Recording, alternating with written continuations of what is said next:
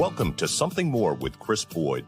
Chris Boyd is a certified financial planner practitioner and senior vice president and financial advisor at Wealth Enhancement Group, one of the nation's largest registered investment advisors. We call it Something More because we'd like to talk not only about those important dollar and cents issues, but also the quality of life issues that make the money matters matter. Here he is, your fulfillment facilitator, your partner in prosperity, advising clients on Cape Cod and across the country. Here's your host, J. Christopher Boyd.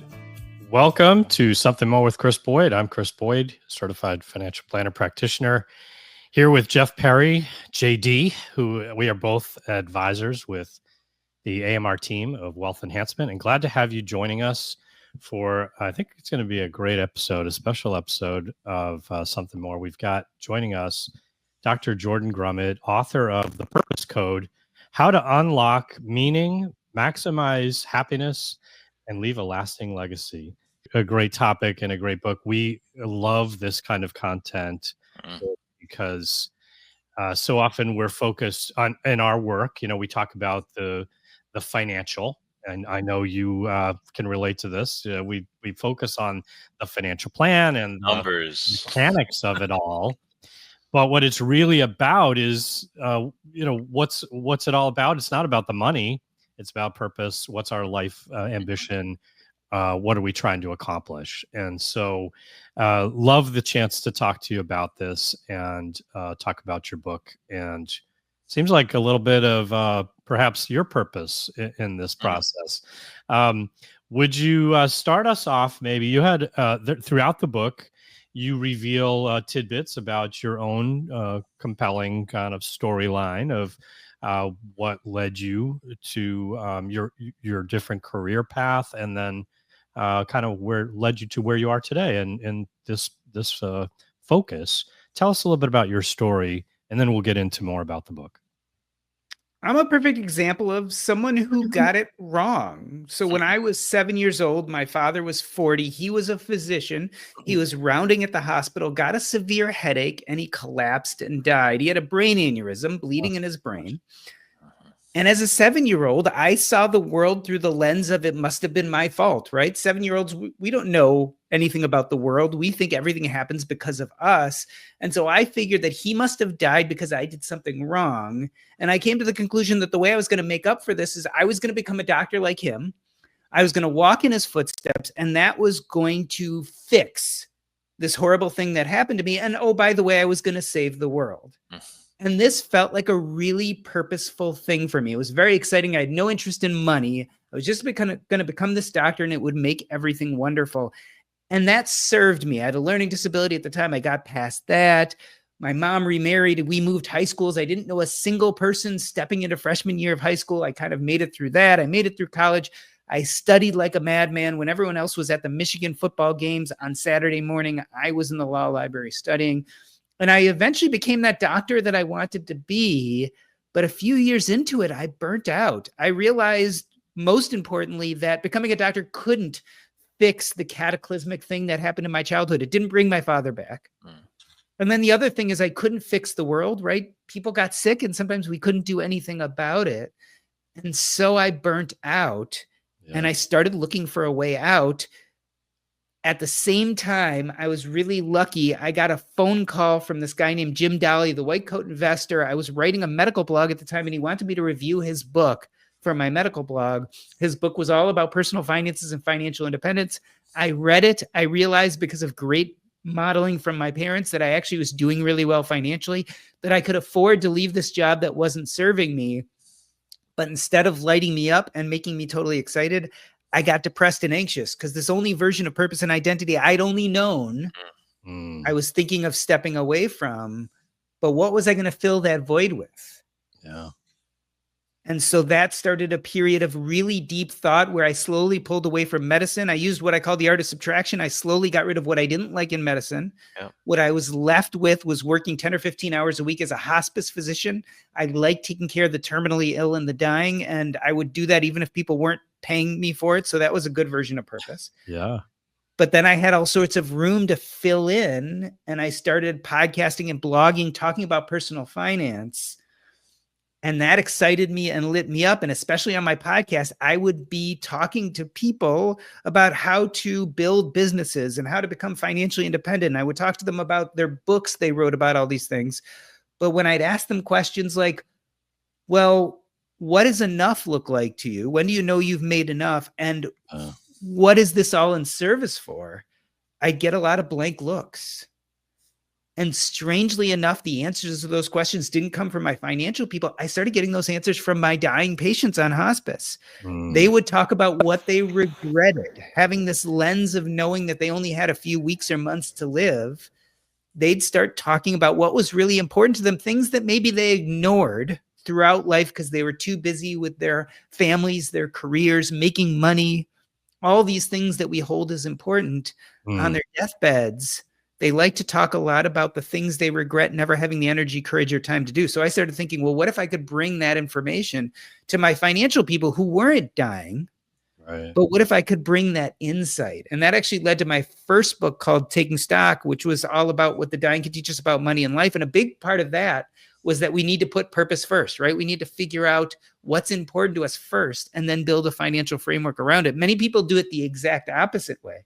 They build the financial framework and then they get to retirement or they get to the point where they're stable. And like me, when I got to the point where I got burned out of medicine, I didn't know really who I was. And so that was the message I brought people. Interestingly enough, when I brought that message, the biggest complaint I got from them is, well, you keep on telling me to put purpose first, but I have no idea what purpose is. And I don't even know how to find it. That's where I was going to go next. I think it's so overwhelming at times to think about what's my purpose. We all think about, maybe not all, but I assume people often, I do think about what's my impact? What am I, we're only here for a time. What's going to be the significance of the time I've been on this world? Will I have made a difference? Will I have had a positive impact? And it seems like a daunting, kind of overwhelming objective. You talk about it as big P and little p, but I think that's where we all kind of start, is like, oh my gosh, I don't know my purpose. You talked about someone who came up to you angry after a talk, but maybe share a little bit of that. How do we get our hands around this? Where do we start? Massive objective of saying what's relevant? How do I make a difference in the world? Well, so this is an interesting question. And I would give talks about my first book and I would get people who'd come up sweaty and angry and really anxious, like, stop telling me to find my purpose. I've been trying and I don't even think there is a purpose.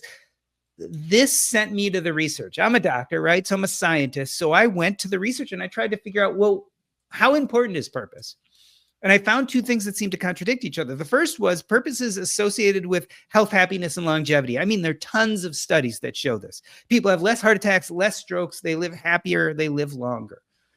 But then I found other studies that show that up to 91% of people at some point in life have this thing called purpose anxiety. This trying to find their purpose caused them to be frustrated, depressed, and down. And so I started questioning myself. I said, well, how can it be both? And what I realized is we just get purpose wrong. We think of it as one thing, but it's probably two things. And one of those things is really anxiety ridden. And the other is probably more associated with that health, happiness, and longevity. I call them big P purpose and little P purpose. But before I even get to what those are, let me address something you said. You said you were talking about purpose and you're like, well, how do I have my impact? Right? Yeah. Here's the problem. And here's one of the ways we get purpose wrong. Colloquially, we think of purpose as our why. But here's the problem with that. When you start thinking about your purpose as your why, it becomes really anxiety ridden because you're like, well, there can only be one major why. And I either find it and everything's great, or I don't find it and live this horrible life. And it really sets us up to be anxious. It's very all or nothing. Right. I don't define purpose as our why. I actually define purpose as the actions we do in the present and future that light us up. And so this is a lot more concrete. So what we're talking about is what I call little P purpose versus big P purpose. When we're talking about our why, we're really talking about big P purpose. This is audacious. How am I going to change the world? And because we live in America, especially, we think if I can think it, I can build it. And so we start thinking about big P purpose as these very goal-oriented, difficult to achieve things like becoming president or making it to $10 million net worth or running a 7-figure business. All of these things are really, really hard to achieve. They're very much all or nothing. They're very much related to a goal. And unless you're the right person at the right time, saying the right things with the right genetics and a whole lot of luck, you're probably not going to run a 7-figure business. You're probably not going to make it to a net worth of $10 million. You're probably not going to be the president of the United States. Only a few people can do that. And so big P purpose causes anxiety and is very associated with our dreams of impact and legacy. Let's talk about little P purpose instead. Little P purpose is about process, not about goal. So we're talking about doing things that light you up while you're doing them, regardless of what you achieve. Now, whereas big P purpose feels very scarcity oriented, only a few people can get there. Little P purpose is abundance oriented. Think about all the million things you could do that you could enjoy doing. It's almost impossible to fail. Instead of being all or nothing, it's all or all.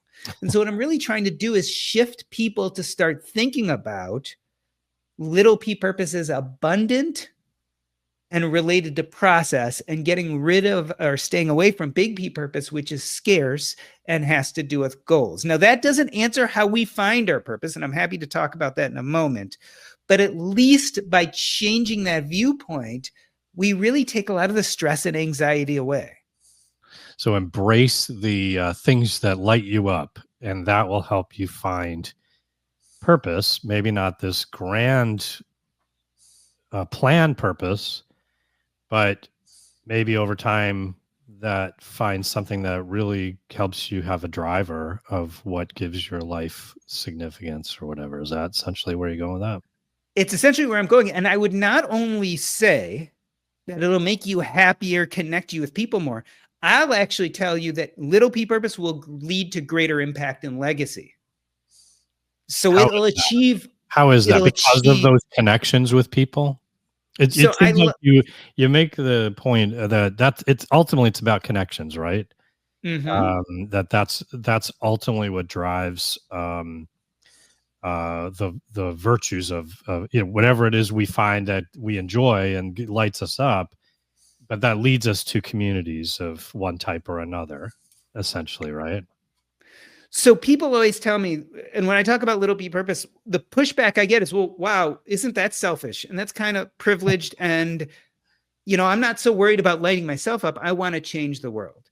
And so my argument always is, if you do what lights you up, you show up as your best self. And when you show up as your best self, you're much more likely to impact the people around you. Because like a moth to a flame, they see you lit up. And if they have any interest in what you're doing, they want to collaborate with you. They want to learn from you. If they know more than you, they want to teach you. And this is how you create communities. And through communities, you have impact and legacy. And people hear this and they're still not sure. They're like, well, that sounds good, but I would rather become president of the United States or make the biggest, newest invention. And that's how I'm going to impact the rest of the world. And those people, I often tell the story of my maternal grandfather. My maternal grandfather died before I was born. He died in the 1960s, so I never met him. But he had a real defined sense of little P purpose. He loved math. He really loved math. And because he loved math, he became an accountant. And in the 1950s, he would sit my mama on his lap when she was about 5 years old, and he would take out his spreadsheets, because remember, they didn't have QuickBooks back then. They didn't have computers.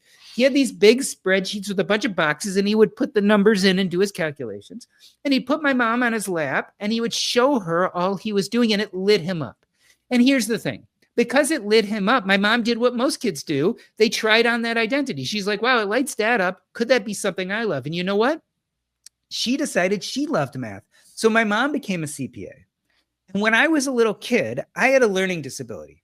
I could not read. All my peers were on their beginning readers, and I was coloring in a coloring book with a crayon because I couldn't do it. I would have probably felt lost, but like my mother, I tried on that identity of my mother and grandfather, and I loved math too. So while I was at the bottom of the barrel when it came to reading, I was at the top of the class when it came to math, and that gave me the confidence to realize I could get over this. So I eventually get over the learning disability, become a doctor. And one day in the first few years of practice, I was in the hospital and I was seeing this young guy who kept on getting admitted over and over again for dehydration on death's doorstep. And as I was looking at his lab tests, because I love math, I noticed a connection between two of his lab tests. And we eventually made a fairly rare diagnosis, but it was one of those wonderful diagnoses where you put them on the right medicine and it gets better. He stopped being dehydrated. He stopped being at death's doorstep. He went out into the world. Now, he was a pastor at a local church, and he would take in runaway kids, especially kids who were old enough. He would get them a job, give them social services, give them food. So let's think about that. 60 years ago, this guy who followed his little p purpose, like a pebble dropped in the ocean, he displaced a little water when he influenced my mom, when he gave her that script, that model of what doing something that lights you up could be. That little displacement of water became a small wave, and over the next 60 years, it joined with other waves to become mighty at times, and then it dissipated to the smallest of waves at other times. But 60 years later, it's still landing on beaches hundreds and hundreds of miles away, and it's changing the world. Because of the way this man may be affecting, because your diagnosis affected his ability to help. Was it the homeless or the hungry? What it was? Because this pastor who took in runaway kids would never come to be, would have never survived his illness, wouldn't even be around unless 60 years ago, this guy he never met, whose name has never been in any record books, pursued something he loved. When you do things that you love, when you fulfill your sense of little p purpose, you change the world around you. You show up as your best self. And it has implications. It changes the world. Ways you never know, huh? Yeah, and you live on. I mean, most of us want legacy, right? We want to know that after this finite term on Earth, a part of us will still exist. Like our importance, we will still matter. And I think this is your most assured way that a part of you remains in this world even after you're gone. And someone will listen to this podcast and they'll change how they do something, and they'll pursue little p purpose, and they'll change the people around them. And then my maternal grandfather's impact, the guy I never even met, becomes even more exponential. So you talked a little bit ago about process and how someone looking for these little p's even can start doing that. But if they're just stuck and they have no idea what to do, where should they start? Well, what I always say is, people say, how do I find my purpose? And I always tell people, you don't find your purpose, you build or create it. But it is true, you need to have these inklings, these beckonings, these whisperings of what could be purposeful to you. I call these purpose anchors. And there are really a few key ways you can start thinking about your purpose anchors. In the book, I talk about 4 or 5 of them. And let me quickly tell you a few. One, which we do with the dying all the time, is what I call a regret audit. And so a regret audit is when we're talking to the dying, we often do something called a life review. After they're comfortable, after their symptoms have been managed, after they're in the place that they're going to die, whether that's home or a nursing home or the hospital, we'll sit down with them and ask them about the key moments in their life. And one of the things we ask them about is regret. What do you regret never having the energy, courage, or time to do? In the dying, it's really sad, right? Because they don't have agency. They usually don't have energy. They don't have time to go back and fix this regret. But what if we, the living, could start asking ourselves, what will we regret if we're on our dying bed? I call that a regret audit. And it's something we can do when we're young and healthy. So I did this at one point in my life about 10 years ago.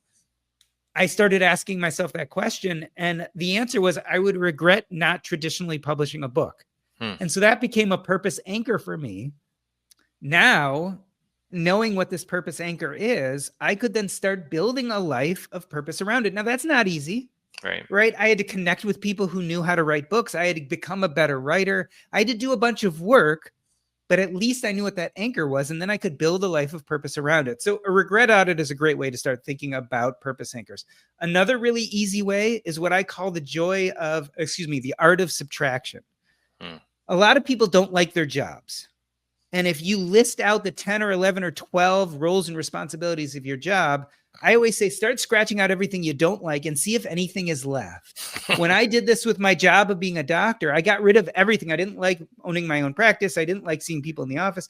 But when I got rid of everything, what was left over is I loved hospice work. I would do it even if no one was paying me for it. So I knew by the art of subtraction that could be a purpose anchor. Some other easy ways, joys of childhood. Like, what did you dig as a kid before you got worried about career, before people told you who you were supposed to be? What were the posters in your room? What were the awards or trophies? What were the drawings? When I was a kid, I loved baseball cards.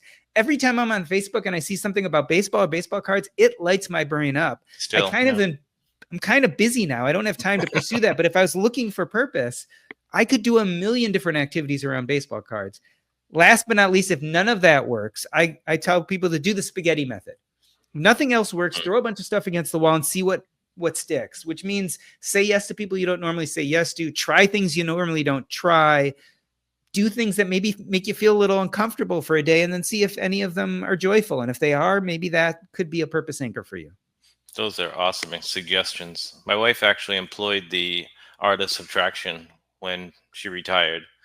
Instead of making a bucket list of what she wanted to do, she made a subtraction list of what she didn't want to do. And she's very loyal to it. She refers to it frequently. It helps keep her in her lines and where she wants to do by not doing things she doesn't want to do. So awesome. Yeah. The biggest mistake everyone makes is that they're like, okay, I hear this art of subtraction, or, hey, let's find these purpose anchors. And they all kind of say, but I'm too busy now, right? Yeah. I'm too busy. I'm in the middle of my career. The kids are there. Or they'll say, I don't have enough money, right? When I'm retired, or when I have enough saved, I can finally do these things. And to me, that's the big mistake. It's the big excuse. But that's what I often hear. They say, well, I'm not going to employ the art of subtraction yet because I can't. I'm kind of stuck in my 9 to 5. I can't do that. Right. Or I call the joy of addition, which is adding in new purposeful stuff. I'm not going to use the joy of addition because I'm working 9 to 5 and then I have the kids at night, and who has time for that? And the problem is those excuses continue, right? You think they're going to get done when your kids are a certain age or when you have a certain net worth. But people use these excuses throughout their life, and then they either hit retirement or, God forbid, they hit a terminal diagnosis. Right. And they never put the time into doing those things that were important to them. Well said. Missed opportunity. You talk about I heard you speak at Ed Slott's program not long ago, and came up to you and you signed my book very nicely. Thank you. And I said something about your learning disability and how I also grew up had a learning disability, and how I said something about how, but it's, kind of made me stronger because I'm more persistent in the things I do and whatever. And you said something about how I think it was like how we find meaning in some of these things. And you talk about meaning and purpose and happiness. And I just thought maybe that would be worth a couple of minutes of kind of making sense of how we interpret our life story or our hardships at times, and how that might feed into this a little bit. So I often say happiness is made of two things, meaning and purpose. And a lot of people look at me like I'm crazy. They're like, well, meaning and purpose are the same thing. Well, actually, I don't believe that at all. In my estimation, purpose, as we said before, are the actions we do in the present and future that light us up. It's all about action, and it's all about present and future. Meaning, on the other hand, is our cognitive understanding of our past. It's the stories we tell ourselves about the past, and is a lot more about the why. Remember, I said colloquially, we talk about purpose as our why. Actually, meaning is our why. So I often say that meaning is the stories we tell ourselves about ourselves. Happy people tend to tell themselves heroic stories. So they see the trauma and problems of the past. They realize they were able to get over those. They were enough. And so in the present and future, when they start new activities, they feel like, well, I was enough in the past. I'll be enough in the future. I'll be able to overcome whatever obstacles. Unhappy people tend to tell themselves a victim story of the past. They see the traumas and the problems of the past, and they say they were thwarted, right? They could never be enough. They could never make it. And so since they don't feel like they were enough in the past, in the present and future, they figure the same thing will happen, that they'll fail to be enough. So to be happy, you need both meaning and purpose. One of the big mistakes people make is they jump right to purpose and don't address meaning. So what does that look like? That looks like someone who doesn't feel like they're enough inside. And so they make really big, audacious purpose because they figure if I just achieve this big thing, I'm going to finally feel enough. And so they get on what I call the achievement treadmill. They start achieving more and more and more. And every time, each achievement, they think that's going to make me feel good. I'm going to finally feel enough. And it doesn't work. Right. And they find themselves doubling down and going to the next achievement. We see this in pop culture all the time.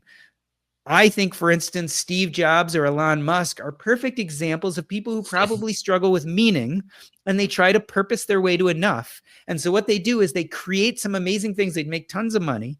They create amazing things, but instead of looking happy and excited and joyful, they look kind of pissed off and angry, and they tend to fight with people a lot, and they're always struggling to get to the next thing, right? They never have enough money. They never have enough accomplishments.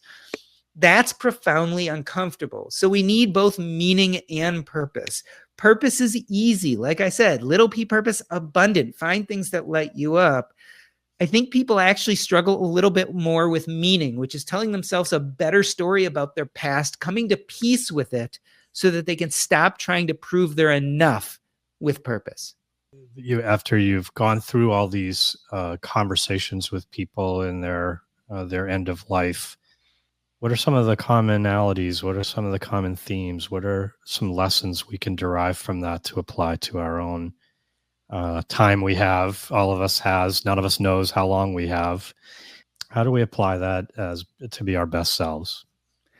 The theme is always the same, but the answers are different. So the theme is people say something to the extent of, I really regret that I never had the energy, courage, time, or even occasionally money to, and then you can fill in the blank, right? Mm-hmm. To do whatever it was that was important to them, to do whatever felt like little p purpose. So every person's going to have a different answer to that. Like if I had died young and hadn't written a book, I would say, I really regret that I never wrote that book. But for another person, it might be that I never built that sailboat, or that I never got into a competitive basketball league, or that I never, you name it. But there are things that are deeply important to people that they don't address. But here's the funny thing. The funny thing is when you really talk to people, the excuses mostly don't make sense. Energy. Okay, fine. I didn't have enough energy. Time or money? Well, if you look at the Bureau of Labor Statistics, they do the American Time Survey every few years, and they found that your average American has about 5 hours of free time a day. So most people have enough time to pursue purpose. We just choose to use it maybe in an way sometimes. Yeah. Let's talk about money. Well, first of all, the American Time Survey also showed that people of lower socioeconomic classes have about the same amount of free time, if not more, than people of upper socioeconomic classes. So it's not that money is keeping you from free time. But the other thing people say is, well, money is like fuel, and I need that fuel to live a life of purpose. And they're right. Money is a great tool. But people tend to forget that there are all sorts of other tools. So your youth, your energy, your passions, your community, all of those things are tools too. So I know a bunch of 22-year-olds who have no money and who are working 8 to 6 jobs that they hate Monday through Friday. And they're like, dude, I don't have enough money. How do I pursue purpose? And I'm like, you're 22. You're not married. You don't have a mortgage. You don't have kids. And you've got Saturday and Sunday completely open. And you've got much more energy than I, as a 52-year-old, have. So it's true. You don't have any tool of the money, but you have your energy and you have your time and you have your youth. Use those tools and go do something purposeful on Saturday or Sunday. Yeah. Maybe it leads to something else, right? So what it all comes down to, and especially in the dying, I hear this, is it was never money, and it was never energy, and it was never time. You know what it was? It was courage. It was that it was really scary and hard to put yourself out there and do things that were deeply important to you because maybe you'd fail. And it was so much easier just to say, I don't have enough time, or I'm not at that net worth yet, or I'm not retired yet. It was so easy to go for the low-hanging fruit, and so much harder to say, this thing lights me up, and I'm going to throw myself out there and do something incredibly scary. I'm going to embrace it and try. That's scary. And that's what it ends up being, is courage. And so what I'm trying to do with this book and with my message is to give you the courage to know that purpose isn't hard, and it's not scarce, it's abundant. And you will regret it one day if you meet me in your hospital room and you haven't addressed these things. So let's do it now. Let's have that courage now. Love it. This is great. Dr. Jordan Grumet, the author of The Purpose Code. Check it out. The Purpose Code, How to Unlock Meaning, Maximize Happiness, and Leave a Lasting Legacy. Great content. Thank you so much. I hope people will take the time to read it. I listened to it on Audible as the way to get into this. Found it. I find time easier to in the car to listen. We talk about the financial, and there's practical financial considerations everyone needs to be thinking about as they go through their financial planning, their life journey. But without purpose, what's it all about? So take a look at this book. It's going to be a great resource for you. Thank you, Doctor. Thank you. Thank you so much for having me. I appreciate it. Until next time, everybody, keep striving for something more. Thank you for listening to Something More with Chris Boyd. Call us for help, whether it's for financial planning or portfolio management, insurance concerns, or those quality of life issues that make the money matters matter. Whatever's on your mind, visit us at somethingmorewithchrisboyd.com or call us toll-free at 866-771-8901. Or send us your questions to amr-info@wealthenhancement.com. You're listening to Something More with Chris Boyd Financial Talk Show. Wealth Enhancement Advisory Services and J. Christopher Boyd provide investment advice on an individual basis to clients only. Proper advice depends on a complete analysis of all facts and circumstances. The information given on this program is general financial comments and cannot be relied upon as pertaining to your specific situation. Wealth Enhancement Group cannot guarantee that using the information from this show will generate profits or ensure freedom from loss. Listeners should consult their own financial advisors or conduct their own due diligence before making any financial decisions.